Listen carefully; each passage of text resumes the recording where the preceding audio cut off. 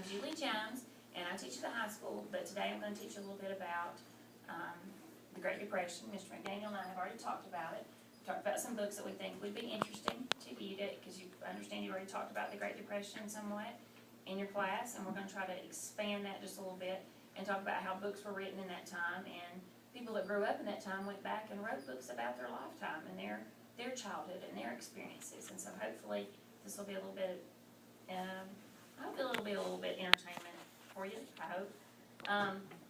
You basically, Mr. McDaniel's already taught you that the Great Depression was a time in our period. It actually created as you go through the school system and you get to me at the high school, you're going to learn about the business cycle and how the Great Depression affected our economy in such a dramatic way that it loops around and makes a big circle. So basically, the Great Depression, as you probably already know, these are nonfiction books. These are nonfiction books, and Mr. McDaniel and I have talked about it. Both of them are, really talking about nonfiction, meaning, y'all know that means what? Real life. That's right. These are just documents of real life. And so these are books that tell a little bit more about the history of it. And it tells different facets. One of them I thought was interesting was President Roosevelt.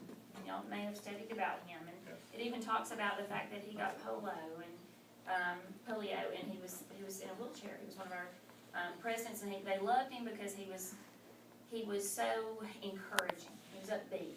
And at a time when the economy was so low, it's great to have somebody that's going, yeah, we can do it, this is upbeat. So these are more true to life, but I really wanted to focus on fictional books, something called historical fiction. And I wanted to show you a couple of them.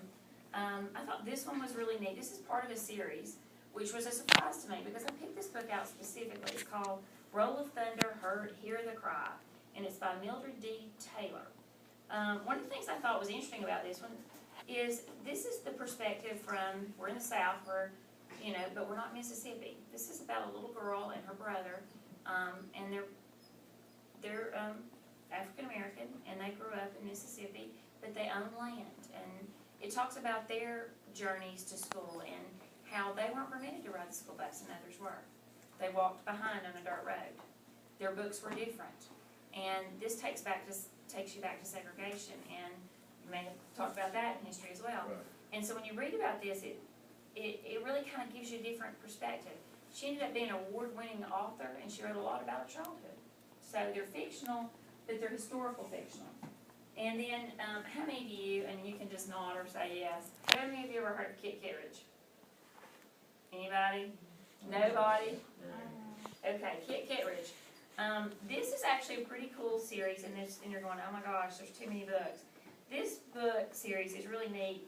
When you read a book, to me, I don't know if you're like me, but when I was a kid, and even now, and I bet Mr. McDaniel would agree, when you read a book, you actually have to picture the characters in your mind. You know what I'm saying? Have you ever thought about that? You kind of create what they look like and how they're thinking, or how they might dress. In this book, it helps you with that. It actually creates a picture of the characters. And the book's got a little girl in the front, and it's called Kit. And I know you guys are going, oh, it's a girl book. Not really. This is truly an adventure book. She is, not to give them all away, but it talks about meeting Kit. Kit learns a lesson. Kit's surprised. It tells you little things while you're reading about how they didn't throw away clothes. If somebody grew out of something, it talks about one of them, her dad grows out of a coat. Her mom turns his old coat material into her new coat. And they talk about selling chickens and eggs, or not selling chickens, selling eggs from the chickens that they put in their backyard. They turned their house into a boarding house, which was a huge thing in order to save their house. I can tell you my grandmother actually passed away last year, and that was one of the things her family did.